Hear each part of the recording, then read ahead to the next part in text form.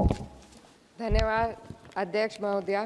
आज हमारे राष्ट्रगीत के 150 वर्ष पूरे होने पर हो रही महत्वपूर्ण चर्चा में गर्व के साथ एक भारतीय होने के नाते मैं अपने विचार रखना चाहती हूँ। सदन में इतिहास को तोड़ मरोड़ कर पेश करके फिर से मुस्लिम तुष्टीकरण के नाम पर भारतीय मुसलमानों को कटघरे में खड़े करने की कोशिश की जा रही है। लेकिन मैं सदन में बताना चाहूँगी कि हम भारतीय मुसलमान जिन्ना के आह्वान को ठुकराकर अपने इस प्यारे वतन की मिट्टी के साथ मजबूती से जुड़े रहे। हमने महात्मा गांधी, बाबा साहब डॉक्टर भीमराव अंबेडकर, रविंद्रनाथ टैगोर जी, सुभाष चंद्र बोस जी, मौलाना अबुल कलाम आज़ाद, अशफाक उल्लाह खां साहब के विचारों को अपनाया। हम भारतीय मुसलमान इंडियंस बाय चॉइस हैं, बाय चांस नहीं।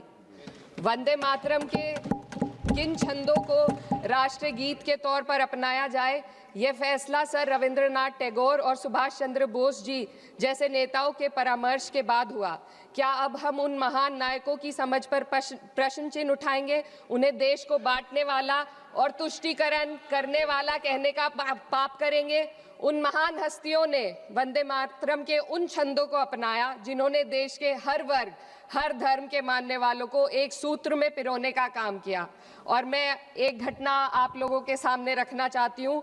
वर्ष 1998 में उत्तर प्रदेश सरकार के मंत्री रविंदर शुक्ला जी ने स्कूलों में राष्ट्रगीत को गाना अनिवार्य कर दिया था। लेकिन तब के तत्कालीन प्रधानमंत्री अटल बिहारी वाजपेयी जी ने, जो उस समय लखनऊ के दौरे पर थे, उत्तर प्रदेश सरकार के इस फैसले पर नाराजगी जताई और यूपी सरकार ने राष्ट्रगीत को अनिवार्य करने वाले मंत्री को बर्खास्त कर दिया था। अब मैं सत्ता पक्ष से सवाल करना चाहूंगी,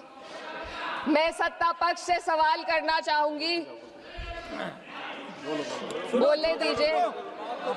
मैं सत्ता पक्ष से सवाल करना चाहूंगी कि जो विजन आजादी के समय के लोगों का था राष्ट्रगीत को स्वेच्छा पर छोड़ने का, उसी का अनुसरण माननीय अटल बिहारी वाजपेयी जी ने किया, तो क्या वे भी मुस्लिम तुष्टीकरण कर रहे थे? जी नहीं, अटल बिहारी वाजपेयी जी राजधर्म निभा रहे थे। देश में सब धर्मों को एक साथ लाना, सबके जज्बात का एहसास करना ही सबसे बड़ा राष्ट्रवाद है। माननीय अध्यक्ष महोदया, आज हमें वंदे मातरम के असली भाव को समझना जरूरी है। यह गीत तो देश के जल, जंगल, जमीन, हरियाली और निर्मल हवा की वंदना को समर्पित है। यह भारत की जन जन की मंगल कामना करता है कि भारत का हर नागरिक स्वस्थ रहे, सुरक्षित रहे और सम्मान के साथ जी सके। सुजलाम सुफलाम का अर्थ है, सुनिए, ऐसा देश जहां स्वच्छ और पर्याप्त जल हो, जहां नदियां जिंदा हो, बहती हो, जीवन देती हो। अध्यक्ष महोदय, लेकिन अब जरा यमुना का हाल देखिए। दिल्ली प्रदूषण नियंत्रण समिति की 2025 की रिपोर्ट बताती है कि यमुना के कई हिस्सों में बीओडी स्तर 127 mg पर लीटर है तक पहुंच चुका है, जबकि किसी जीवित नदी के लिए ये 3 mg पर लीटर से कम होना चाहिए। ये सिर्फ नदी का संकट नहीं है, ये किसान का संकट है। नमामि गंगे के नाम पर हजारों करोड़ रुपए खर्च हो गए, लेकिन सच्चाई ये है कि आज भी गंगा और यमुना के किनारे किसान मजबूरी में उसी जहरीली पानी से खेती कर रहा है। वही जहर अनाज में उतरता है और वही जहर किसान की जिंदगी को धीरे धीरे खत्म कर देता है। अध्यक्ष महोदय, जब पानी जहर हो जाएगा तो सुजलाम कैसे होगा? जब किसान बर्बाद होगा तो सुफलाम कैसे होगा? मलयज शीतलम, मलय का अर्थ है मलय पर्वत से बहने वाली ठंडी, सुगंधित, चंदन जैसी हवा जो जीवन देती है, बीमारी नहीं। आज मैं इस सदन से पूछना चाहती हूँ, क्या आज के भारत की हवा मलयज शीतलम है? नहीं अध्यक्ष जी, बस संसद से बाहर कदम रखिए, एक गहरी सांस लीजिए। ये चंदन की महक नहीं, ये जहर है जो आपके हमारे फेफड़ों में उतर रहा है। दुनिया के 20 सबसे प्रदूषित शहरों में से 13 भारत में है। दिल्ली की हवा में सांस लेना मानो रोज 20 सिगरेट पीने जैसा हो। भारत हर साल सर्दियों में जहरीली हवा के प्रकोप में घिर जाता है। AQI गंभीर स्तर पर आ जाता है। ठंडी हवा का सपना अब गैस चेंबर की हकीकत बन चुका है। हम वो देश हैं जहां सरकार प्रकृति पर बने गीत का मान मर्दन तो करती है, पर उसी प्रकृति, जंगल, हवा, पेड़ को बचाने वाले कानूनों को धीरे धीरे खुद ही खत्म कर रही है। ये है आज के हमारे मलयज शीतलम की अफसोसजनक सच्चाई। अगर हम हवा को साफ नहीं कर पाए तो न सुजलाम बचेगा न सुफलाम बचेगा। माननीय अध्यक्ष महोदया, सस्य श्यामलम का अर्थ है ऐसा देश जहां उपजाऊ जमीन हो, जहां खेत फसल से भरे हो और किसान कर्ज और निराशा में न डूबा हो। आज किसान सिर्फ मौसम से नहीं लड़ रहा, वह प्रदूषण, नीतियों की बेरुखी और सिस्टम की नाइंसाफी से लड़ रहा है। एक तरफ कॉरपोरेट के लोन माफ होते हैं, दूसरी तरफ किसान को उसकी वाजिब एमएसपी भी नहीं मिल पाती है।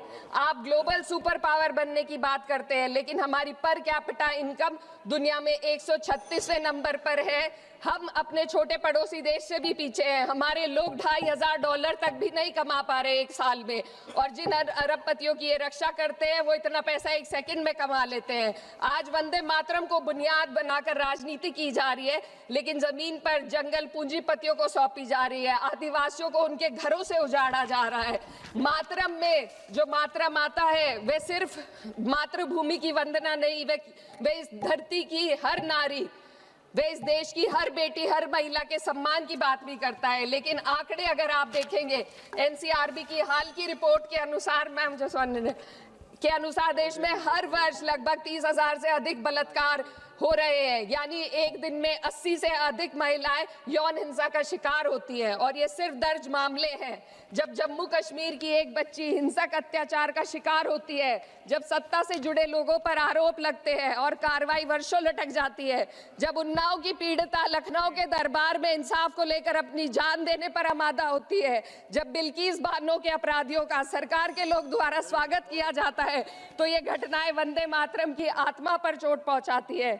मैं अध्यक्ष महोदया बस यही कहना चाहती हूँ अपनी बात को अंत में रखते हुए कि वंदे मातरम सिर्फ अतीत की ललकार नहीं, ये वर्तमान की जिम्मेदारी है, ये आत्मा मंथन की घड़ी है। यही समय है कि हम वंदे मातरम को सिर्फ नारा नहीं, नीति और जिम्मेदारी बनाएं।